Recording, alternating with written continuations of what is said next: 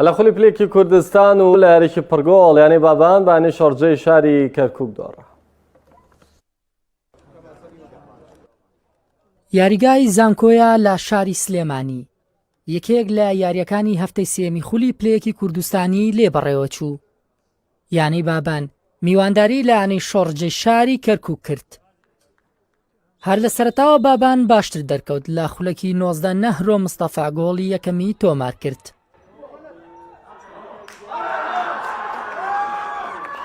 بەڵام وەڵامی یانەکەی کەرکووک زۆر توون بوو.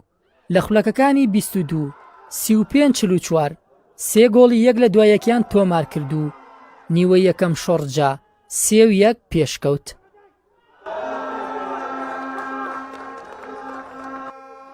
لە نیوەی دووەمدا تیپی میوان باڵا دەست بوو. توانیان لە خولەکەکانی 51-63 گۆڵی چوارەم و پێنجەم لە ڕێگەی ئەحمەد عومەرەوە تۆمار بکەن.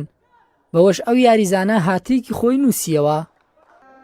هەرچەندە بابان لە خولەکەکانی 65-67-86 سێ گۆڵی دیکەی تۆمار کرد، بەڵام لە کۆتاییدا شۆڕجە بە ئەنجامی 5 گۆڵ بەرامبەر 4 گۆڵ یاریەکەی لە بابان بردەوە.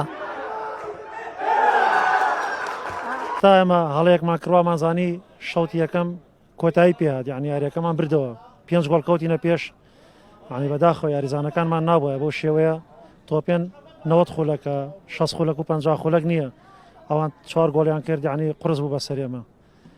دەدەقەی ئاخیر فشارێ زۆر زۆر لەسەرمان بوو، بەڵام سوپاس بۆ خواستێ خاڵەکەمان بەدەستێنا.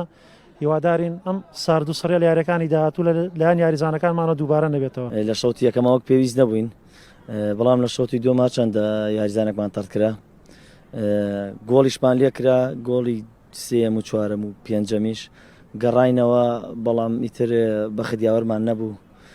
بەستی بەکەمان گەنجن و کەم ئەزمونن، ئینشەڵا بتوانین لە یاریەکانی داهاتووە ئەو هەڵانەی کردومانە چاکەین و قەرەبووی ئەم دۆڕانان بین و ئینشەڵا.